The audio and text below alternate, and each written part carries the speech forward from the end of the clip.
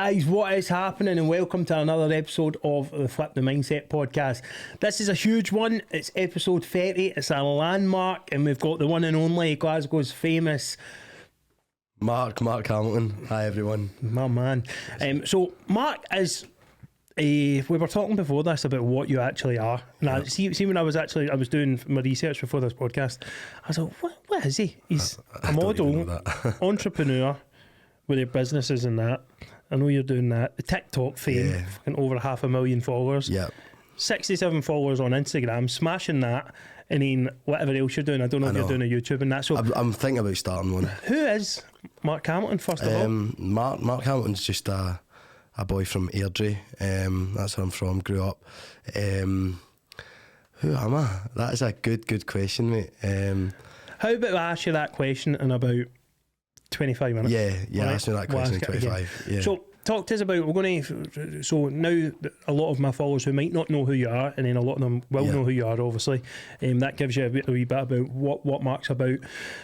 Rose to fame on TikTok through lockdown, like a few of our guests have been, and I like TikTok because of its mental health stuff. You've done a wee bit of that. You've been through a lot when you were younger. Yeah. With eating disorders and stuff like that. So what I want you to do is take us back to how was life for you growing up? Yeah, life for me growing up, from a very young age, I can remember being in my primary school, and I was kind of never that person that would ever fit in to a group.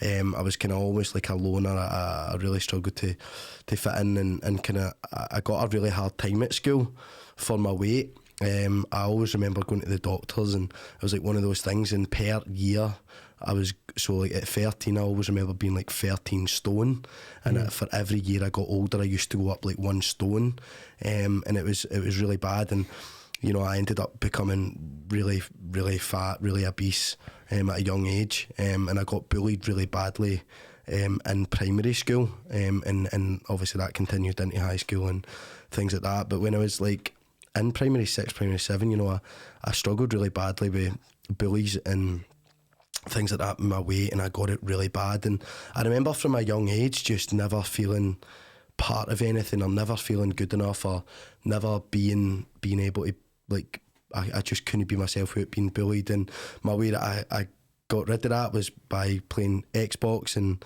by eating more, and that was kind of my comfort thing. But when you do that, you're not going out exercising, you're putting on more weight, and like the bullying got continuously worse through primary school. And I remember from a young age, from primary 6, my mum and dad had to get me counselling and stuff because I was suicidal from such a young age. The age of what? Like primary 6, what's that like? Jeez, like 10, 11? Yeah, I remember just never wanting to be here, and I never wanted to be part of anything, and I just never felt like I was good enough for to be anywhere on earth or anything like that. And that's kind of where bullying took me. What was the bullying like through primary school?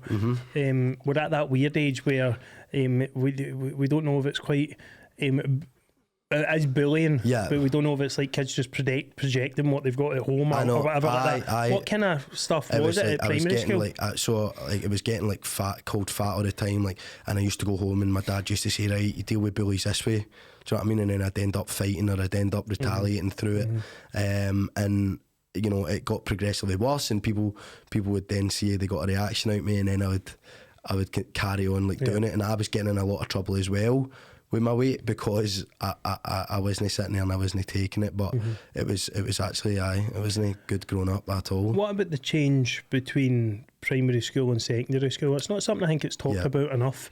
Is that a worrying time for someone who's bullied? We had Megan Welsh on, who came on a brilliant episode, and she talked about when she went to secondary school, her bullying stopped, and she actually met the best friends of her life, and it was the best experience of life. But her primary school was absolutely brutal. So that for you, it carried on into primary, into secondary. And it probably got even worse in high school, because people, kids can be nasty, but it's worse when you're going through it. And I think as well, going with all the hormones and things like that, you're getting older, and it did definitely get progressively worse.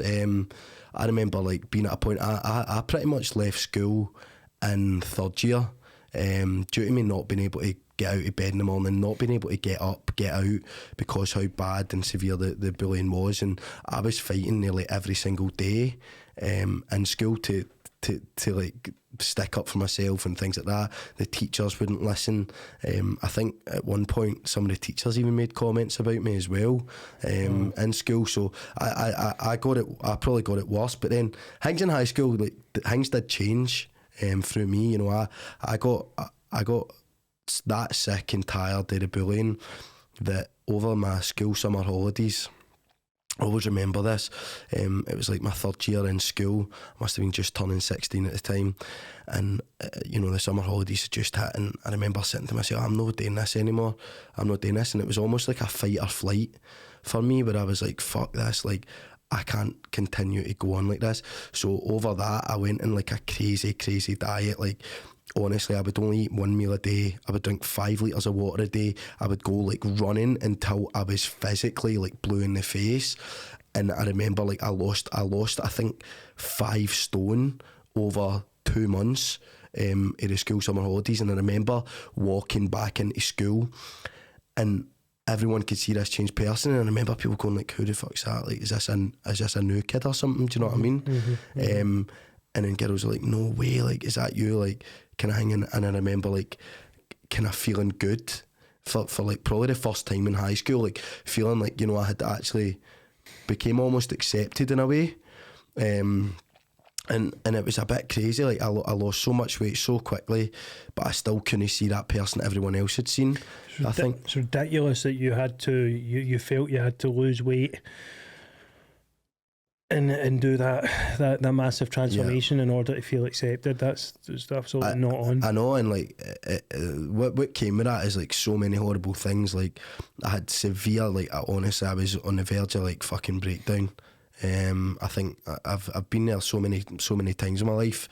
I had bulimia. I had to make myself like it got that bad. Like anytime I ate rubbish, like I had to make myself physically sick. Yeah, talk to me about this. So you were bulimic and then developed bulimia.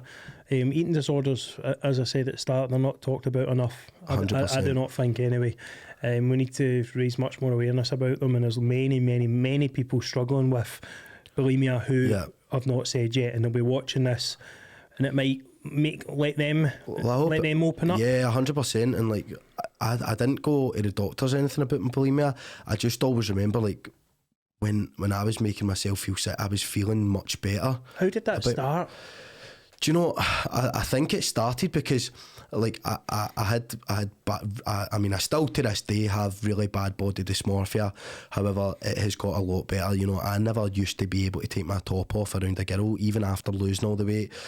Going through puberty, I had bad gynecomastia as well, which, you know, I had a lot of things going against me and what I felt was going against me. Severe body dysmorphia. And I think the reason that the bulimia started is because I had lost all of this weight. And I used to look at myself, and honestly I used to look at myself in the mirror and I used to be disgusted with the person that I was seeing, like, and to the point where I honestly hated myself. And with that came a lot of bad actions with me growing up, and I'll kind of lighten on that in a minute. But like I used to hate it, and I used to have this angry guy with this massive chip in my shoulder because I felt like the world had done me injustice, and I felt like I never had a fair shot at life as well. I felt like I went through a lot of bad shit, like which a lot of other people didn't experience as well. So like I think the bulimia had went because I never wanted to put weight back on. So I used it as like a cheat, almost to like, right, I'll eat that and I'll binge on it, and then I'll make myself sick and it'll make me feel better. Did you almost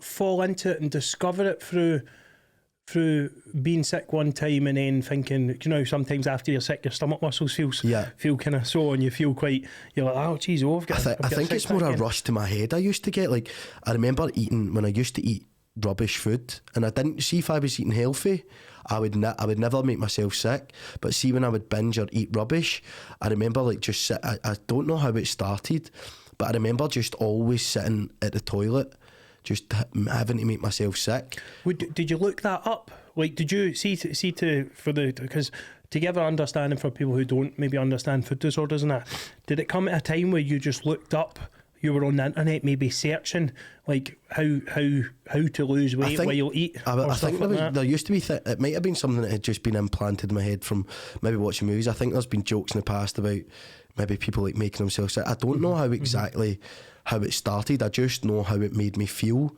after doing it. And don't get me wrong, I'm not 100% cured for something like that. Like sometimes to this day, if I'm having like a bad mental health time or a bad mental health period and I'm not feeling good about myself, I still to this day do it. However, I went to the doctors about it, and they basically says the reason not to do it, it damages your teeth, it damages like the lining in your stomach, like everything like that.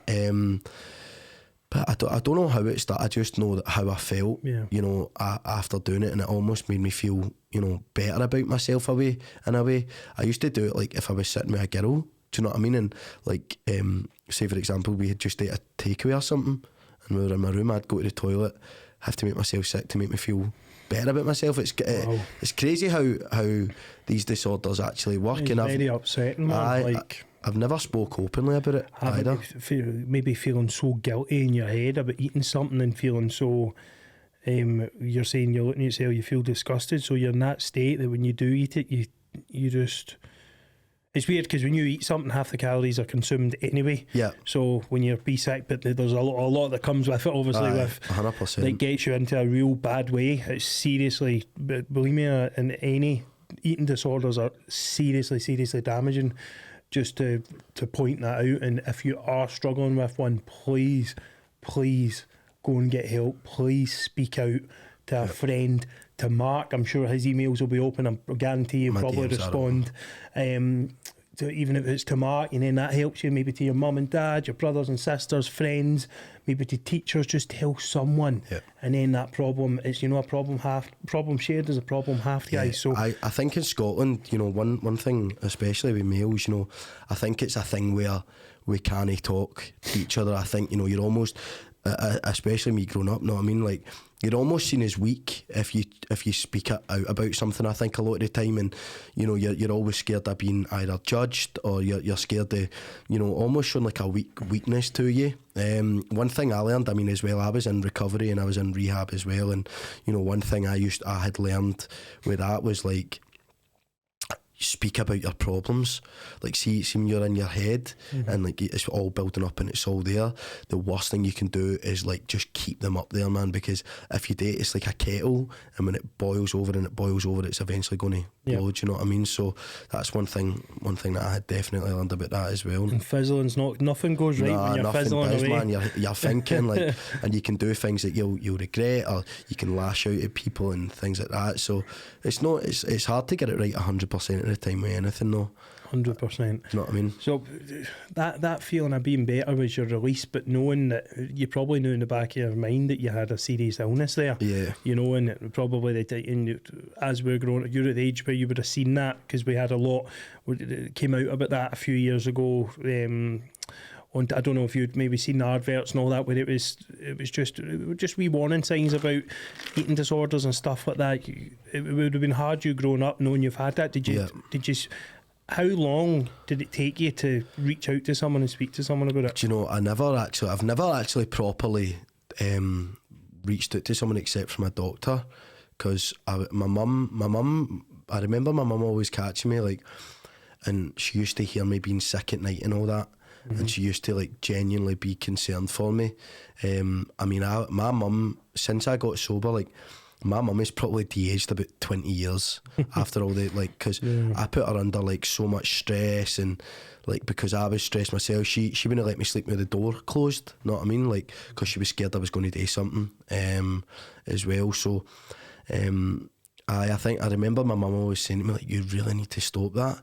And like she could probably see what I could see. People probably look at me a lot of the time and be like, oh, he's confident, he's this, he's that, he's got so much going for him, like, and a lot of the time that's not the case. You know what I mean?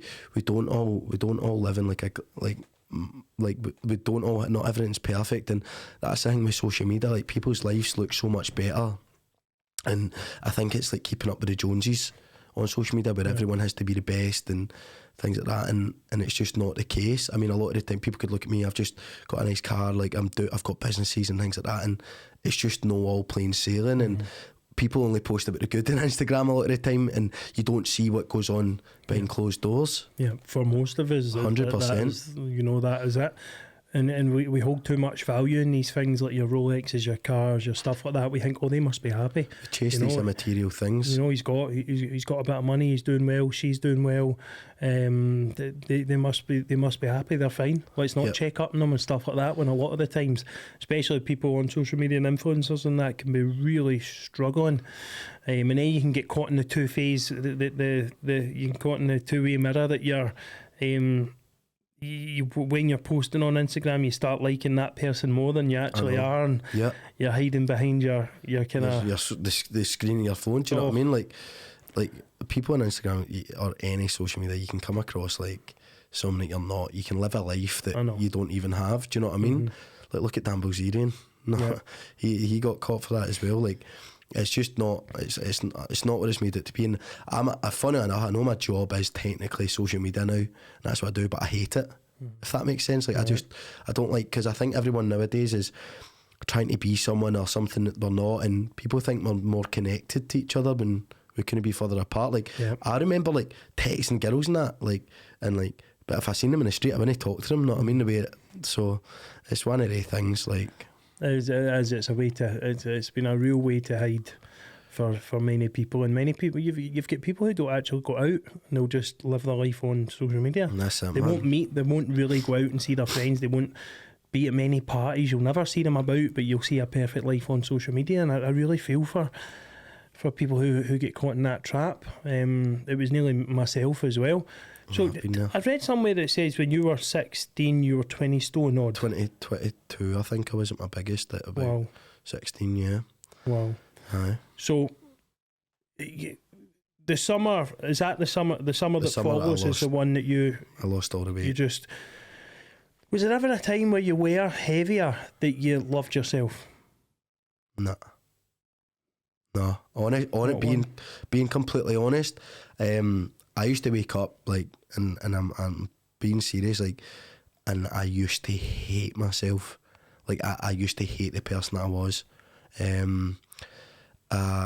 I used to like it was horrible. I'm not going to lie. I never felt accepted.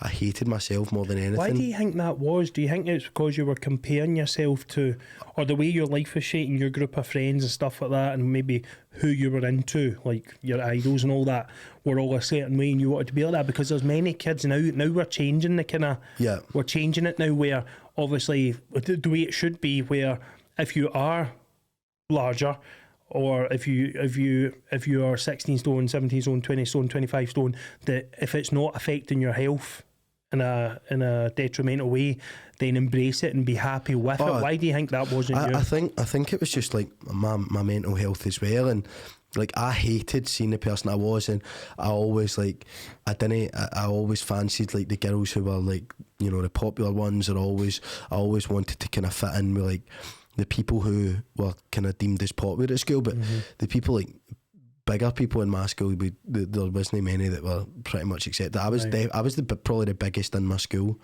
at one point as well. Like look at Bash. Aye. The entertainer, you know, he's one of the most popular guys in Glasgow. I know, and in Scotland now, smashing it and as well. He's absolutely smashing it. And he says he's going to come PT with me. So he wrote that in my post the other day. Actually, and then he texts me, and then he goes, right, give me the prices and the download. And I'm like, right, I'll give you the prices and that. And then 2 days later, I've given him a nudge again. Bash, I'm still here, Bash. You're not creeping away. But I love how he's obviously struggled a lot, but he seems to try. Well, I think he embraces himself very well, and he's a very funny character, like very funny. And I think like I used to try and be like the class clown in school, and like I used to always try and put on an act as well. I think a lot of the time like it was an act I was putting on, like even when I was happy I really wasn't, but that's because I never wanted to be like that, and my way for comfort with that was then eating more, and then like I had all this bad mental health stuff going on and things like that, and a lot kind of happened in my life where like it was bad. Like me and my dad really didn't get on at the house. And I used to go home and for getting a hard time at school to then get a hard time off of him. I think it was like quite tough love. Difficult. Aye. So everything together, because it's all circumstantial, to be honest. So some people might be at this, might be thinking, oh fuck's sake, he's saying he's not been a very good poster for you for plus size people or anything like that. And then what they need to understand as well is that it's circumstantial. You need to be who you want to be. If you want to be in good shape, then you'll feel happy. I can only share my experience exactly. As well. Do you know? So before anyone jumps on that, just to put that across, that no matter what size you are, everything's accepted. Everything should be accepted. 100%. Right? And no matter if you're plus size, no matter if you're undersized, no matter whatever size you are, it's just, it should be accepted, black, white, everything. But it's weird how we do all fall into these labels, don't we? We all have a label in our head. We all have a kind of, but anyone on our head that we want to. If anyone is like plus size or anything like that, and like it's different if you don't get bullied and you feel comfortable with yourself.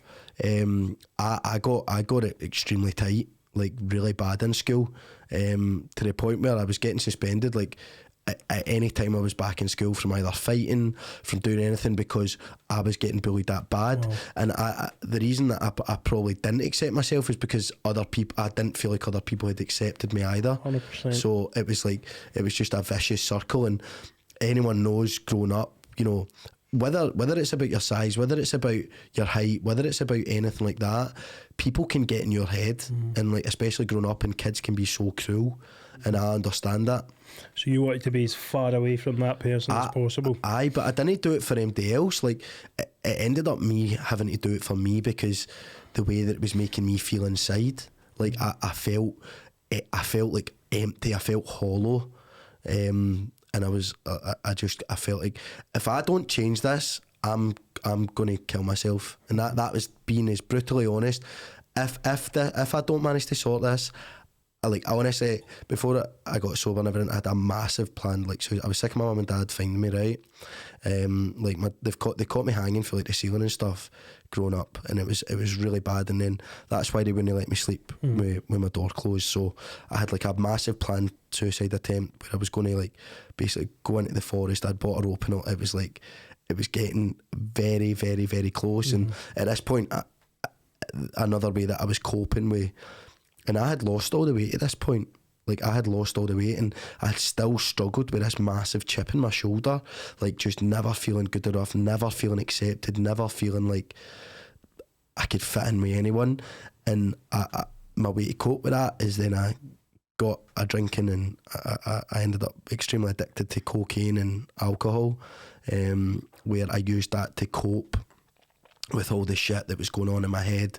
And I felt like I was fighting these demons all the time, and the only way I could escape was like by using drinking drugs, which with that, like, combating mental health with drinking drugs to escape it is the most fucking vicious circle you could put yourself in. Like, that stuff, like, well, that destroyed my mental health. And then my dad, who's actually been sober like 20 odd years, he got somebody to 12-step me, if you know what that is, where you go into recovery and they basically take you through the 12 steps of Alcoholics Anonymous. So and honestly, I was like a day away from suicide, and then someone 12-step me, which I do believe that I've got a reason here, and I do think I have a powerful message on kind of what I've been through. But yeah, I got 12-stepped, and then I went into recovery, and I went to my meetings in rehab, and I stopped, and I was 2.5 years sober up until then. And my life, like, from me changing all of that, like, just, I definitely wouldn't be sitting here right now with you.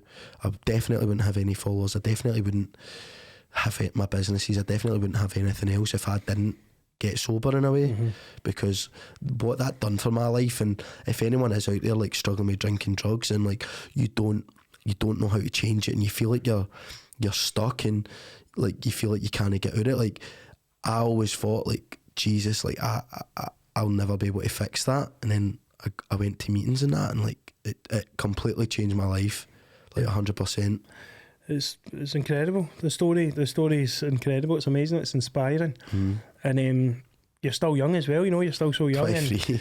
And I feel like I'm about 40, man. Exactly. To be through that is quite incredible. And I've been there with the drinking drugs. It's horrible. It's a vicious cycle. And the let's be honest, 3/4 of our young men that are in the nighttime scene, the 100%. Club scene, even women are struggling the same. I know, definitely, 100%. Yes, it's men and women, but for talking about our young men, because of the suicide rates and stuff like that, and now we're seeing the damage in numbers that I've been getting. I don't know if you've seen on my Instagram and that I've been getting out sober recently, obviously, because I've been off 6 months. Been off the drink because I was dabbling in cocaine, and it was making me not the person that I was wanting to be. It was horrendous. I felt like I was trying to be closer to my brother, as I said in a previous podcast. He died from drugs and drink. So I've been getting out, and as I've been getting out, obviously the podcast is doing really, really well, and loads of people have been coming up to me about the podcast and stuff like that. When I go out in a club, whatever club I'm in, I'm telling you, I've got maybe one night it was about 40 people come up to me, really upset, talking about the podcast, telling me how bad their drug habit is, telling me how much coke they're taking, telling me how awful they feel, telling me how much the podcast has helped them, telling me that they've been off it for a while because of the podcast, and then and then they've been back on it, or they've been on it 3 days, and they just need help. They need to get off it. We have a serious problem, and obviously with our women as well, with our young women and men. The problem's huge. You're talking about maybe, what are we talking about? 70 to 80% of the club are taking it. There's more people now sniffing cocaine than smoking cigarettes. 100%. Like, I know more people that will go on a night out and they'll be sniffing, like, people will be like, hey, I'm not smoking, but fuck it, I'll put that in, do you know what I mean, up my nose. And I relapsed, like, and as well, like, I relapsed 4 months ago for the first time, and I just felt so trapped again. Like, I felt like I was missing out, and I let 2.5 years go of being sober just down the drain. But I don't see it as a bad thing. I see a lot of things as like life experiences, and I feel like sometimes, do you know what, sometimes bad things have to happen for good things to take them place, do you know what I mean? And I feel like sometimes I've went through the shit that I've went through for me to be able to appreciate things a lot more, do you know what I mean? And like, sometimes as well, and like, if you are struggling out there, and if anything extremely bad has happened to you or something like that, so I always think, like, everything happens for a reason, and sometimes bad things happen for good things to take their place. Do you know what I mean? You're absolutely right. I think we need to stop viewing this relapsing or failure or making a mistake is the end of the world. Especially our young men, we do that, and then see when we are in the cocaine, we make stupid decisions, don't we? Oh mate, and then because it's just another lesson, and it's another experience to get us stronger. Like you say, you chuck 2.5 years of being sober. Not really, you've went straight back to being sober. But see, if a normal person lifts a drink, right, like, I've learned, I've got an addictive nature no matter what I do, whether it's girls, whether it's money, whether it's drink, drugs, anything. I've got a really obsessive nature, and that if you channel it in the right ways, do you know what, it can be amazing for you. You channel it in the wrong ways though, and it's a fucking bad path. But like, if a normal person picks up a drink or takes a drug, they can get off it, and it's not the end of the world. If someone like me takes it, do you know what I mean? I remember I used to go to a barber's, and I used to serve booze at the barbers, and if you're watching this, you'll know who you are. I don't know if she watches, but I reckon she might. And she used to cut my hair, and they used to serve bevy there, and I used to honestly go up and I'd have 2 beers in there or something, and that would set me off. I used to go for a haircut and I'd be on like a fucking 3-day bender. Do you know what I mean? Like, and it would just, I would not get blaming you, by the way. But I would just like, once I got a taste or something, like, I just, my body just takes over, and I'm like, right, fuck it, like, let's do it. It's the same with anything. Like, it's just my personality. I've accepted it, and I've accepted now that I can't pick up a drink without going OTT and being like the guy who's a fucking riot. Do you know what I mean? Yeah, I'm very similar in nature. with ADHD and that, you know, I'm so obsessive with anything. People don't understand it. From see people who aren't obsessive, they don't understand it. No. Like, why are you like you've been I'm looking at phones, right, to buy a new phone.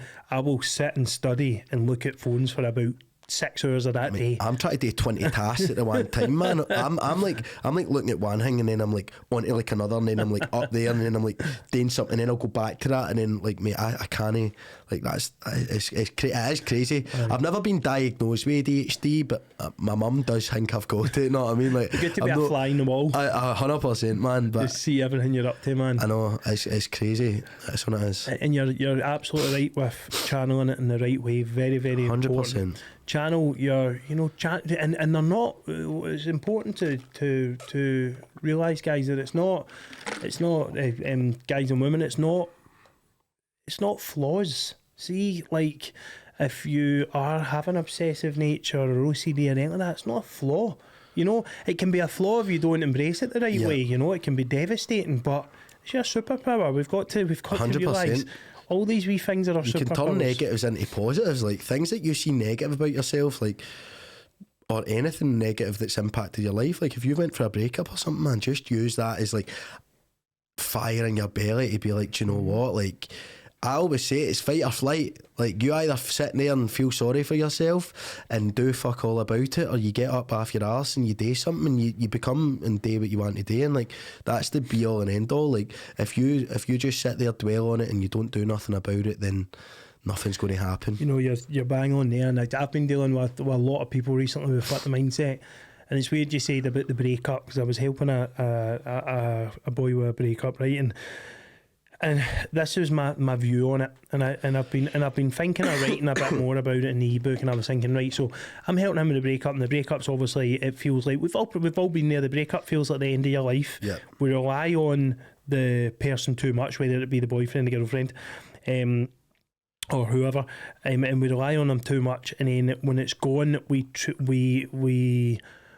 almost use any kind of negative part attached to that breakup to kind of beat ourselves up and polarise ourselves. Now, I was trying to teach him to, one, you've got to appreciate, and this is the rules of Flip the Mindset, appreciate. And he's like, what do you mean? I says, appreciate the time you had together, right? You've done a lot together. How long were you together? What, 4 years, right? So you're 4 years together. Did you have kids? Yes or no? Right, okay, make it you did. Brilliant, you've had 2 amazing kids, right? How many good times was there? Oh, phenomenally good times, right? Then did it kind of fizzle out and you had arguments? Did you try again? Yeah, we tried again. Right, okay. And then I says, in the next bit, you need to accept. And he was like, what am I accepting? He said, I've got nothing. I said, no, you've got everything. I says, you accept you've got 2 beautiful kids. Accept it. You had that great time with that woman. There's 4 billion or something other women out there. Do you know what I mean? It doesn't just need to be the one person. We condition ourselves to make it the one person now, but no one says, you know, you get people who live 90 years of their life and they've been with 3 different people, or they could have been with a man, a woman, and then a man again. You know, it doesn't matter. It's as long as you live your life and you learn your lessons, you be good. You be a good person. Sometimes relationships will fizzle out. You just won't be that magnet to each other anymore. So I was saying, accept it. Accept 100%. It that yous are over now. Accept that yous have tried again. Accept that he or she wants to move on, and you want to move on with your life, or even if you don't now, you're not seeing it now because you're clouded with all the hate, the resentment, the anger, the chip on the shoulder, and then I'm saying, right, so you got to accept that. And he's like, right, okay, accept the things you can't change. And I keep talking to him. I says, you're not in control of it. I said, are you in control of what she does? He's like that. No. I say, so you cannot spend all your minutes of the day worrying about it, getting anxious, taking cocaine as a byproduct of that, going out doing stupid stuff. That's the thing, like you get that kind of escape from doing things like drink drugs or anything like that, right? You escape it for however long you're on it. See, when you come off it, that problem is going to be sitting right in front of your face times 1,000 times 5,000. Oh mate, like it is. And so like the worst thing you can do, like, is just using it to that. And people say like get under something and all of that. I kind of disagree in that light, and I kind of say the best way to do it is improve yourself and become the person that you want to be, and like learn from mistakes. If there was any mistakes in a relationship, if you treated her a certain way, things like that, just make sure like you don't go into the next relationship and make the same mistakes that you did in the last one as well, you know. And that's the hardest part as well, you know. And it's just adapting and learning from your mistakes, you know what I mean? Absolutely spot on. And that's the next stage of the ebook, is the progression phase. Once you've accepted, I mean, you need to accept to move on. That's just life. You need to forgive. You need to forget. You don't need to forget. But you need to forgive. You know what 100%. I mean, or else it's not. You're not going to move forward. And then the progression phase is when I was talking to him, and he's doing well now. You know what I mean? Talking to him, I was saying you need to now better yourself. And keep going and do things for you. Start going out and doing this. Start going out and doing that. Go back to your PT. Go back to your football. Go back to doing these things that you've not done because of an external factor. You know what I mean? I says you will find it again. You'll find. I says right, your first football. I says there's a good football match, right? You went to see and it was an amazing experience, best one you've ever been to, until the next one. And then that's the best one you've ever been to. Or until the next stake, or until the next. And I'm not saying just move on and forget about it. It's harder than that. What I'm saying is don't let these things ruin our lives like we 100%. Do. You're absolutely. We need to better. We need to improve ourselves, and we need to be strong with it. You know, life can be fucking difficult, and like emotions like the worst thing that will take control of you. Do you know what I mean? And like I remember my first love. Do you know what I mean? Like the first person I ever thought I loved, and at the time when we broke up, you know, it feels like the worst thing to ever happen to you. And then I've realised like it was actually. Like back then it was shit. Like I felt horrible. Like it felt like the worst thing ever. But then now I look back and I was like, that's probably the best thing that ever happened to me. And I certainly, because it developed me as a person, and I did learn from them fucking mistakes, because through the heartache I wrote her letters and all that, and her mum hated me, and her mum didn't give her the letters, know what I mean, mate? And I found out this and stuff like that, and then it was just like, do you know what? Like I've learned for that, and I won't treat anyone like that again. But I reckon that's probably why, like, I've not had a relationship for like 2 years, because I'm quite scared of that. Do you know what I mean? I'm being honest. I'm scared to go through what I went through in the past with that, because it sucks. Like it's horrible. The moment sucks. Any bad moment sucks. Losing someone, time is the great healer. This too shall pass is a great quote. Healer. You know what I mean? And this is why I love Flip the Mindset, because we can move on through these dark times, like the dark times you've been past, where you're bullying, it's past, and you're this beautiful flower now. I know it's like the ugly duckling. And I don't mean that, Sean, you said that. No. Like that's true though. I just mean that the good times are now. You know, we all, and then I think back to and now I think back, how can we make our young men and women, I'm always talking about young men and women, but the emphasis on men now, because of the state we're in now. We are so, you know, men's mental health is really bad. We've been so spoiled, I think, as well, you know, and I'm seeing it now with the young boys I'm working with a lot. They've never had no said to them. It's just, here's a McDonald's, here's your Nintendo 64. Oh, you want a quad for Christmas? Alright, okay, here's your Moncler jacket, go to school in your Pradas. Like, what? Where do you go when I'm 16? What do I buy then? Like I can't afford it's a big bad anything. World. It's a big bad world. People say no. Oh, well, no's not good enough. I'll just go and do this. I'll go and do that. Blah blah blah blah. Whatever. A party. I'll dabble or whatever. And I'm trying to teach these young men I'm dealing with that learn to take the criticism or take the no, take the failure, and then turn it into something better. 100%. Time will give you that. So, see, when you were young, was there a person who, I always ask a question in Flip Mindset, was there a person who inspired you growing up, or that kind of helping, that kind of guide that you used when you were growing up? No. I didn't even, honestly, like, that's what I come back to the way I was. I was always a loner. I didn't really have MD. Still to this day, I'm quite alone. I'm content with myself, though.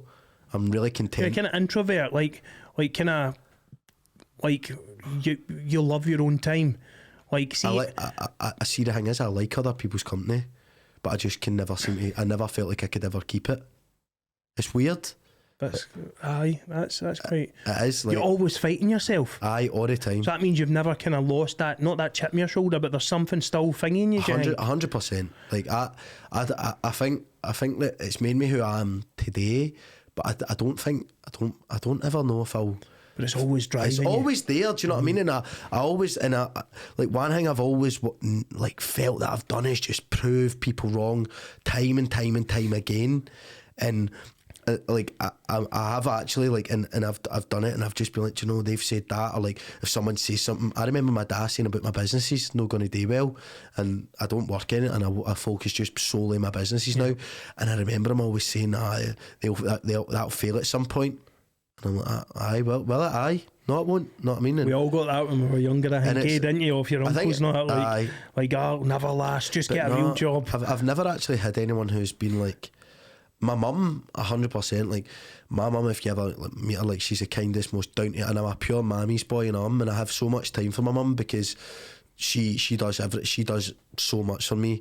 That's probably the person I'd say has had the biggest impact in my life ever, who's done the most for me, who's always been that person who's supported me, been there for me.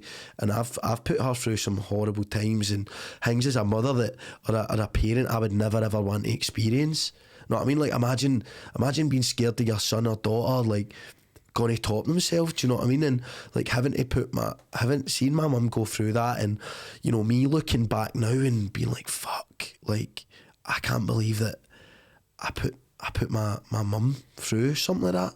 Do you know what I mean? And it would have been a lot worse if I carried on.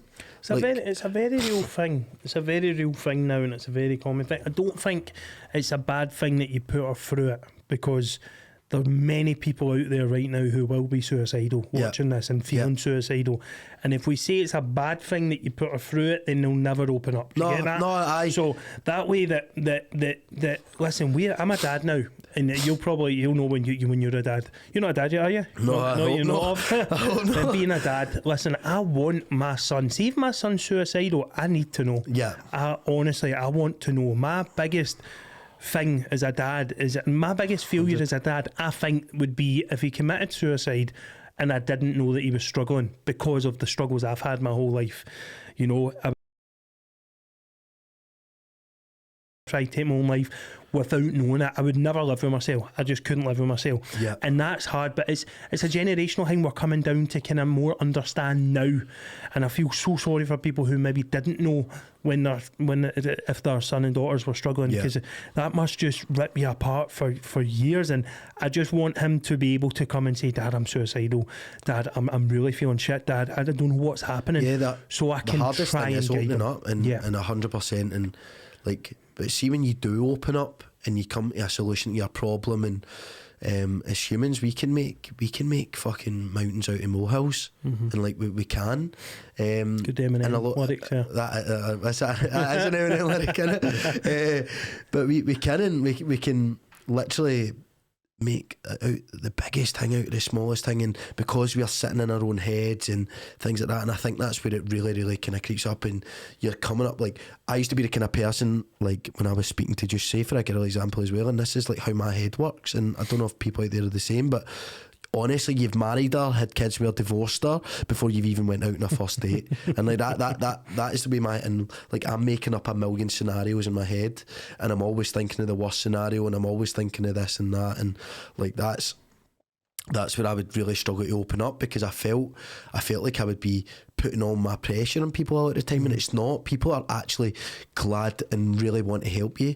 And like, that's one thing I could never do. And as well, when I went through my recovery and stuff like that, you know, if anyone in this has ever been to a meeting as well, you'll know what I'm talking about. It's like, people just come up and cuddle you. And I remember, like, I used to be that wee angry guy, you know what I mean? Like, what you looking at? Or like, always, and I just, like, I remember I couldn't even look at somebody whilst I was doing my shopping, you know what I mean? And folk are coming up and cuddling you. Pasta. I know, mate, and it is, and like, people are coming up and cuddling you, and I was like, fuck. And then you realise that people want to see you get well. Brilliant, innit? People, they want to see you get well, and like, that goes with anything. Like, I think people are scared to talk to their pals, and see, even if it isn't your pal, like, if you see a creator like me or someone, if you've got any identification for me on what that I'm saying about your struggles or anything like that, and you know, you feel like you can't talk to anyone.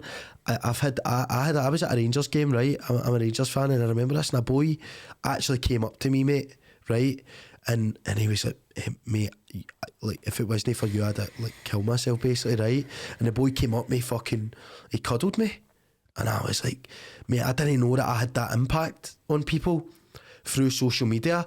And see, to hear that, I remember saying to my pal Scott, I was like, mate, like that boy's like just came out, he's told me all about himself. He said, like, mate, like, and I've had a lot of people about weight loss and that as well, because how much I've done in that. And I get slandered massively for that off of people all the time, and I don't care, and I'm not putting it out there for some mad thing. I just want to show people, like, this is what you can do. Do you know what I mean? Like, this is actually what you can do. Did I ever think I would be in a position where I am just now? No, I did not. Did I ever think that this would plan out the way that it did? Did I think my life would come anywhere close to how successful I have been in things that I've done? No. But I got my head down and I said, do you know what? I'm doing this. And it's amazing how people now, and especially over lockdown, that's kind of when I started social media, people were fucked, and we were talking about that, like mental health, and I was saying, like, I can't sit, and I'm one of those people. If I sit in the house, my mental health goes through the roof. And like having people come up to me and like say to me, like, I've helped them or changed them and things like that, like that means a lot to me. Like, yeah. And that goes so far. Do you know what I'm saying? It goes so far, mate. And you'll know that yourself doing this as well. Yeah, it's phenomenal, mate. It's the best feeling in the world. It is. It's the best feeling in the world. I think, and I seen you grow from afar as well when I first came across your stuff, and I can see from when I always scope and look and see what people are about, blah blah blah, and then I'll maybe look at them for a bit, then follow them, whatever, if I meet and bump into them or whatever, and I could see the chip on the shoulder. Aye. I could see the drive and the force. I can almost see the story, you know, through your stuff. Your drive was constant. Aye. Your drive, the way you spoke like a motivational speaker. Who has been through the wars in his own head. I said I wanted to do that. Yeah, constant. And that's how I clicked on it, and I goes, he could be phenomenal. See if he channels that in the right way, phenomenal. But I also seen you had a cult starting to come together of followers who understood you. Yeah. And you say you've changed that one guy, you maybe changed one guy's life. I tell you right now, you've changed thousands. Yeah. Even though you've took a lot of hate on the way, because anyone who's out there takes hate. You know, 100%. I take hate for trying to save people's life. Like I say I don't do this like for it. Like, I'm not here to impress people. I'm here. I can't make up some story and like say, right, this is my story when it's no. Do you know what I mean? I'm a person, like, and I'm brutally honest a lot of the time, and it gets me in trouble. I get in trouble all the time because I'm a person. I'll tell you straight, and like I don't care about kicking you up the arse and telling you, right, this is what you're doing, like, and things like that, and like that's just my personality. So like people giving hate online and that, like, I laugh at it now. It used to bother me. I used to not know how to deal with it, and that's what an offered me mentally. I used to walk about and I used to think everybody was talking about me. I've been in night suit fighting with boys because they've said something to me. Do you know what I mean? Or they've got a boy the other night got right in my face and all, like, for nothing, for me doing social media, and I think they're like, and I don't condone it. And I seen the boy with the camera. There was a boy, I seen something very recently on TikTok. So I'll drop you an elbow. He's like that, something. You'll, I'll drop you an elbow if you don't shut up or something like that. I thought brilliant. But mate, like I got it, mate. Honestly, Transmit was the worst thing I've ever been in my life. And they do that just because they wouldn't do that if you were a nobody. No, they're not doing that. They do it to me. And the thing, someone said to me, I'd probably be the wee guy doing that though. I know what I mean. Like, no, maybe. So I'm like, do you know what? Someone said to me ages ago, he said, "What if the people that hate on you online are the people you're helping the most?" That's actually aye. And I thought, that's actually aye. Like, well, if you think about it, like, I thought, wow. They're the people that are spreading the hate. They're just projecting it on you. See if they're channeling, see if they're watching your videos and your messages coming across like the message that you do and all about that, and it's kind of the opposite of what they're doing. Maybe they're just not ready to hear it. You know? And if they're listening to that and they're taking in anything for that, like, I always feel sorry for the people that are spreading the hate, because I know that I'm not the person doing that myself, and I always feel sorry for them, because I've been in a place where I've probably felt the way that they're feeling, because you never see successful people bringing other successful people down. You just don't see it.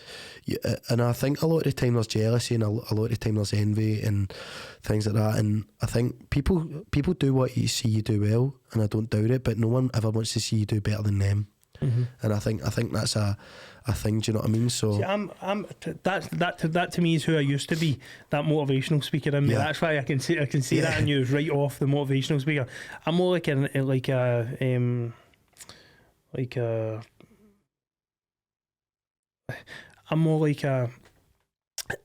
there are people who want to see you do better than them. Yeah. There are 100% people who want to see better than them. I've met so many of them through Flip the Mindset who want to see people do well, better than them. Yeah. 100% better than them, because they don't really, there's not, like, there's someone who's helped me and wants to see me do so well, man. She has done so much for me behind the scenes, mate, honestly.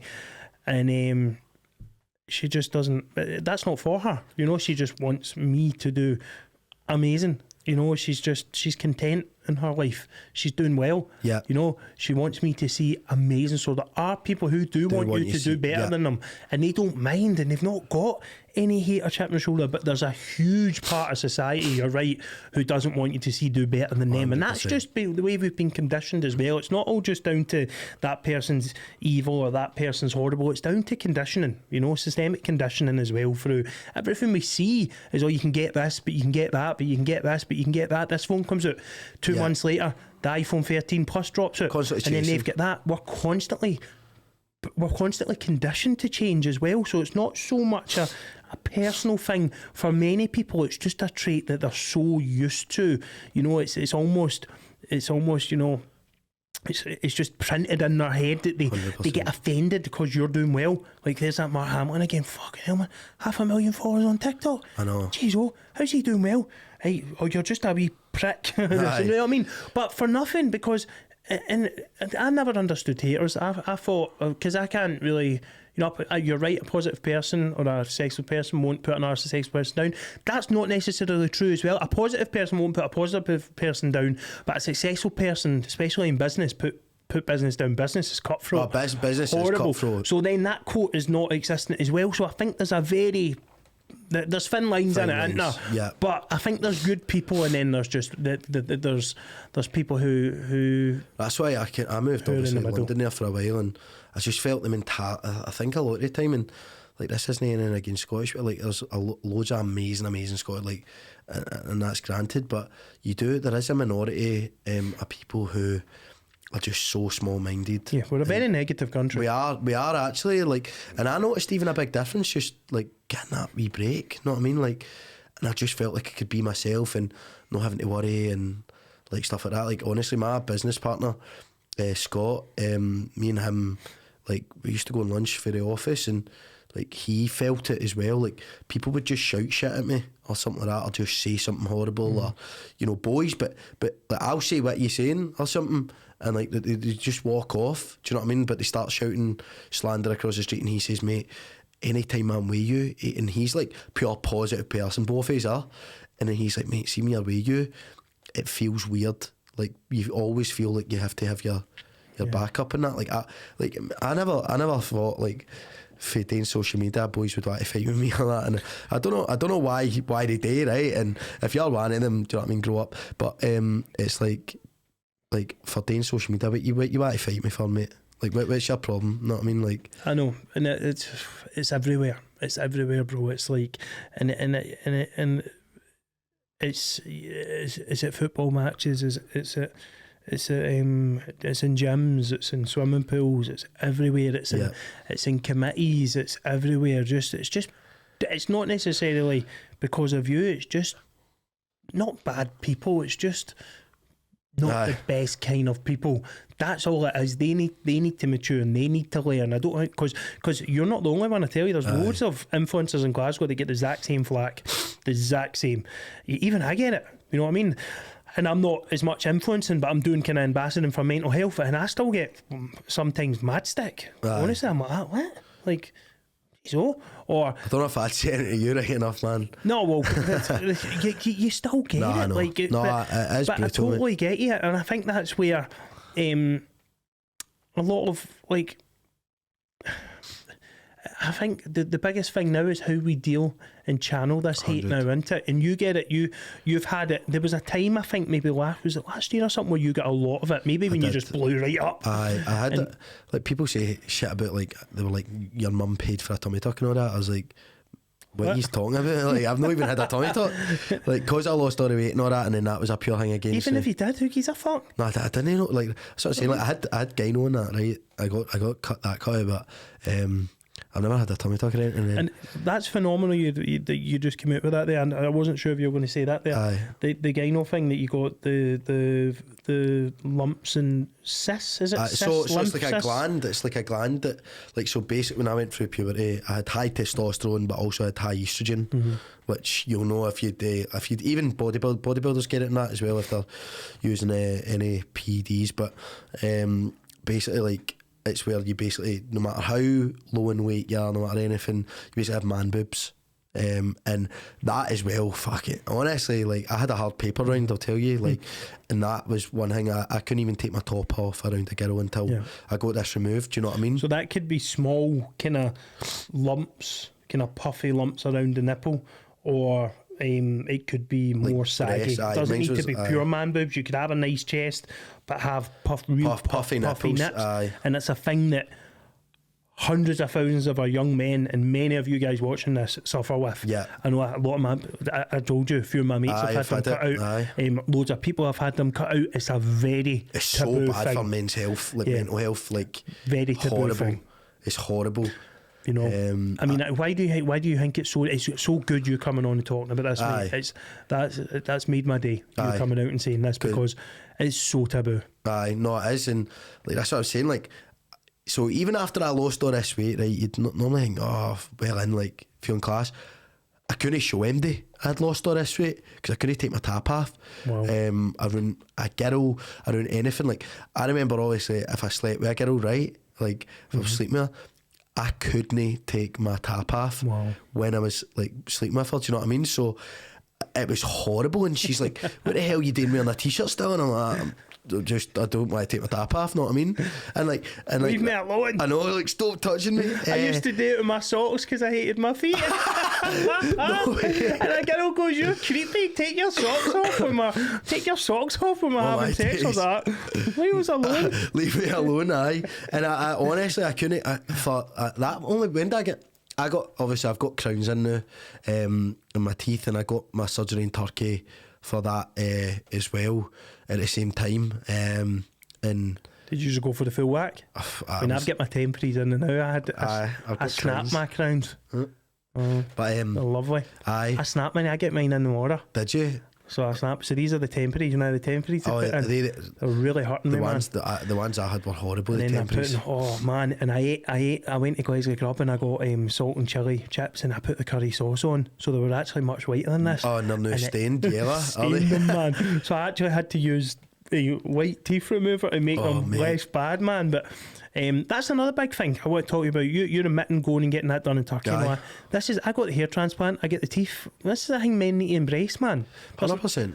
You know? I see since I got my teeth done, like, I didn't have bad teeth. They weren't the straightest of that, but see the confidence that I've got for having these now, and, like, I'm all about it. Like, see if it's going to make you confident and it's going to make you feel good about yourself, but just make sure it's not a fucking 5-second happiness. Like, I don't really buy myself, like, expensive gear or that anymore. I'm constantly putting money into my businesses, and, like, that's what I'm that's what I'm all about. Like, I'm constantly putting money in, and I don't buy myself immaterial things anymore. Really, like, I bought myself a nice car, but I don't buy myself nice clothes or anything. And, like, I don't go for that. I used to go for that 5-minute happiness, like how I'd feel after that, and it's like, it's just not the answer. Like, I'd be spending, like, I'd be on a shite wage, and I'd be spending 35% of my wage on clobber, do you know what I mean? Like, on clothes and that, and I just don't go for that anymore. I'm made about investing. But if something's going to give you long-term happiness, in terms of your appearance, in terms of how you feel, and like, if you're feeling the best about yourself as possible, you can say you're smashing the gym, you're looking good, you've got everything coming for you that makes you feel good about yourself, then that energy, that's going to come across to everyone, and that confidence, and that is going to just shine through. So if you're going out to get a hair transplant, if you're going out to get your teeth done, if you're going to get gyno removed, if you're going to do anything that's going to have an impact in your life where it makes you feel good, fucking do it. Who cares if anybody says anything? I get called fucking turkey teeth. And what? Know what I mean? Like, I've got turkey teeth, but I feel good about my teeth. I get compliments on them all the time as well. So just do what makes you happy. Do you know what I mean? I'm the same. I think people are too scared of being judged by other people or things like that nowadays as well, where everyone's got something to say about anyone, and like you listen to other people just based on what they're saying instead of like doing something for you. So go for it. 100%. I'm going to get my bottoms done as well. I don't care. Don't care, man. And my teeth as well weren't that bad, but the confidence it does give you is unreal. My hairline used to really get at me, man. I've not blessed. My pal got his done as well. A big mop like you, man. Oh, mate, my hair's beautiful hair. This hair up recently, you know what I mean? Like, that hairline looks fantastic. Mine was like McDonald's sign, honestly. Really bad, and they fixed it totally. But how much better do you feel with the way your hair's now coming? Shout out to Merchant City Group, by the way. Unbelievable. There's the plug, everyone. But honestly, there's the plug right now. Honestly, Paul and his team were phenomenal. Brilliant. With me, and they did ask me, like, have you ever like, has anyone ever said anything to you about getting one? And it was always back in the day, oh, get that, you poof, get that, you pussy, get that, that derogatory, kind of homophobic, kind of horrible language that we would use to say, oh, yeah, we went, what are you getting a hair transplant for? You just be a man. That's a big thing that men struggle with nowadays, though, is their hairline, like 100%. Like that, I smiled, so many and pals. My hairline touched the back of my neck, you know what I mean? and you can laugh and joke about it now, but like the way that it'll make you feel changing that thing that about you, do you know what I mean? And it's like one less thing to worry about in your own head, do you know what I mean? I always say, don't get caught up in the strings of other people's opinions. You know what I mean? Don't let them string you about and you be a puppet of, you can't get this done because what they'll say, you can't get that done. I've had hundreds of men since I've been promoting I've not even really been promoting them, because I don't promote on Instagram, but I've been saying and I've been talking about my hair transplant. I seen it, and hundreds of awesome, people have been saying to me, hundreds of people have been going, oh, I don't know, my dad maybe say this. So that generational thing again, my dad maybe say, I don't know. And I says, listen, if it's going to make you happy and it's going to make your life better, do it for yourself, because you're the only one in this world who's going through your body in that shell, and you'll be buried with it. Do you know what I mean? You might be buried next to your dad, but you won't be. At least you'll have a good hairline if you get buried. Know what I mean? Like, exactly. And that's you know it. What I mean? You ever thought about doing a podcast? We're coming to the end now. I just get a wee I'm going to be doing a YouTube. I want to do a challenge. 0 to 50 grand, starting off £0. I think I've planned it out on how I'm going to do it. I think I'm going to start getting free items off a Facebook Marketplace. People are just giving things away, selling them, getting that, then investing the money, doing different things with it. So I want to kind of do challenges and stuff, and I want to make it fun. Me and my business partner are thinking about doing it and just showing how easy you can actually make money as well. Like, I don't work a 9 to 5 anymore. I've got all the time in the world to focus on myself, and I love it, and I would never go back to it. And one thing I'd always say is just like, I couldn't work for somebody anymore, and like I couldn't. I have to just be like, I have to just do my own thing now. Self-employed. Once I went self-employed, mate, you can't go back. Honestly, it's life-changing. Yeah. And like, I think we don't get lazy. We're still driven, but we don't. You can't go back. No, everything I do is from this. Like, see these. Like, if you channel this in the right way, by the way, anyone. I invest in crypto, I invest in stocks, I invest in like loads of things, and I'm constantly looking for new ventures, new ideas, and anything that I do is from my phone. Like, I don't even have a computer, and I deal with suppliers over this. I deal with absolutely everything. So like that if you use it correctly, is an absolute tool, by the way, and I'm going to show that to people. Like, and that's kind of what with my YouTube, I was going to do funny stuff. Like, I'm quite a joker. Like, I like playing pranks on people, but I don't know if I'll actually go down that route. You be careful these days, with everything. Mate, I got like a lot of people in Scotland. I nearly got cancelled there, like living in a house and stuff. Like, It was, but it wasn't even like anything bad. I think people listen. Some people just want to cancel for the fact of cancelling. I think people just jump on it these days. Oh, 100%. There's too many snowflakes. Do you know what? Before we finish, right? This is the first time I've watched the news in about 2 years. Yeah. Right.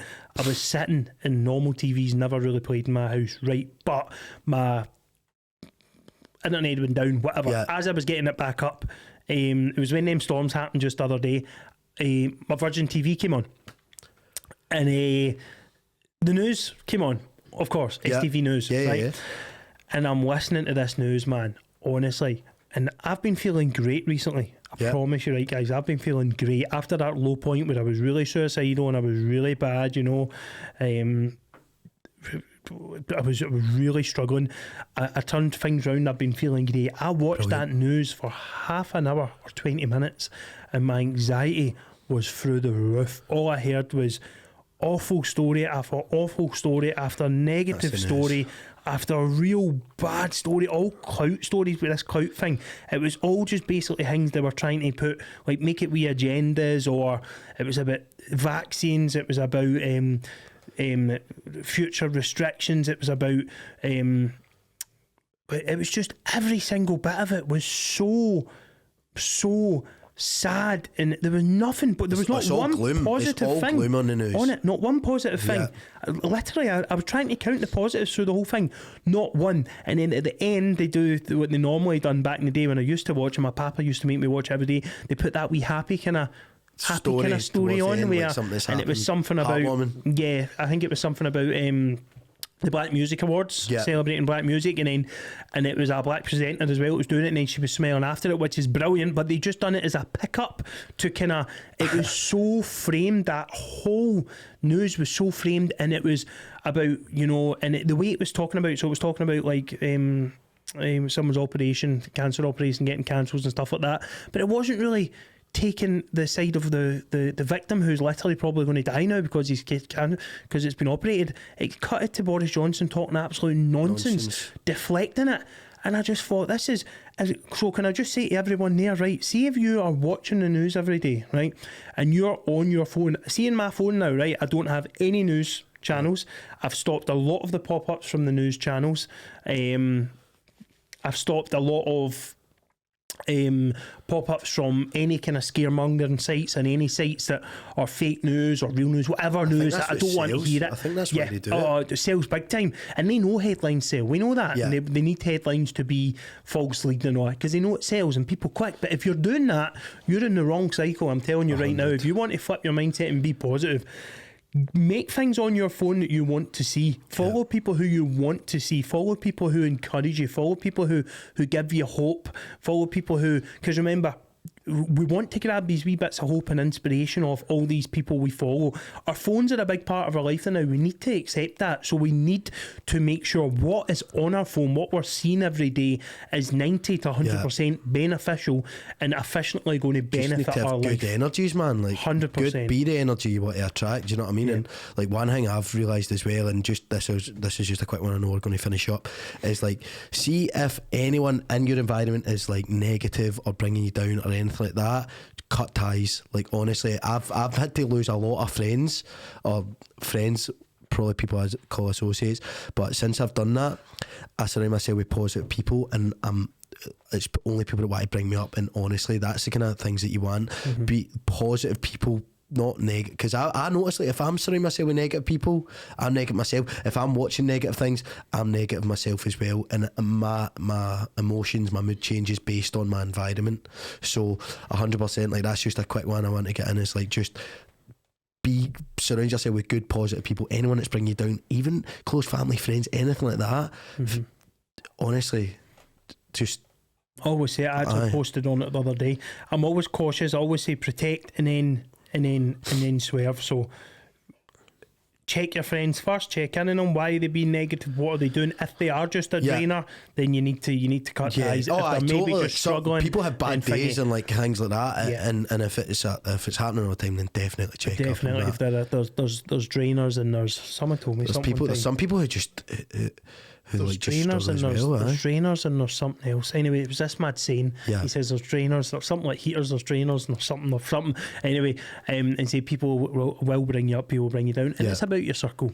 Definitely. It's been an absolute pleasure, mate. No, it was really good. I'm really glad I came on today. People are going to absolutely love today's episode. I think they'll learn a lot about you that they didn't know before. I think it probably brought you a lot closer to a lot of your followers. My followers are going to love you as well. Hope so. It's been really, really good. What's next? Just the businesses? I just got a text there. My TikTok account's been banned, but I think I'm getting unbanned. So that's good. But I'm just going to focus more on my growth of social media. I fell off it because I was letting all the negativity get to me. Recently, I honestly don't care. Like I'm not going to do it, and I'm just going to enjoy myself when I'm doing it. So the next thing for me is growth. In terms of my businesses, in terms of my social media as well, and just kind of focus. And last year I got offered so many TV opportunities, and I never took them, and I got done quite well on the stages with Love Island and that, and I've just had mad body dysmorphia, and I couldn't even proceed with it. So next year, 2022 is it next year? It's going to be the year of growth, and it's just going to be me getting in the best possible shape and the best possible position for me to then just elevate and absolutely grow. So that's the plan, and I hope a lot of people can join me in the journey, and I hope everyone's keep well. There's one quick thing before I go. I want you to say to any followers there, see anyone who is overweight, it doesn't matter what age, but make it specifically to our young people in primary school or secondary school watching this who is overweight and want to make a change, and then if they are making a change and struggling to keep it or whatever, what do you say to them? Do you know what I'd say? If you're a person that's struggling, not even just with your weight, but your appearance or how you feel about yourself, if it's something you can change, and you just need to realise, like, things can't be done yesterday, and for me to get where I got, it took a lot of time and things like that. And if you are a young person, you've got so much time on your side. Like you shouldn't even be worrying about anything, but I know that's easier said than done. But just focus on you. Get yourself like a good routine. Get yourself something that's going to make you feel good about yourself. Find an escape from that as well. Like, find an escape, find something that's going to take your mind off it, and just focus on yourself. And see, one thing I will say, see all those people that are, if there is any that are negative towards you, bring you down, anything like that, they're the people that got me to where I am today. They're the people that gave me that drive. So what you can do is channel that to the best of your ability and push forward. Like, and that's what I would say, like, those are they're the people that have got me to where I am today, because how it made me feel. And just make sure you build up that hunger in your belly and you push forward with it. And that's what I would say. Guys, this has been episode 30. Thank you for joining us. Please subscribe. Let us spread more awareness. Check our previous podcast for all the topics we're talking about, all taboo issues, and have a great day. It's been a pleasure having you. Amazing. Thanks for having me on. Take care. Bye bye.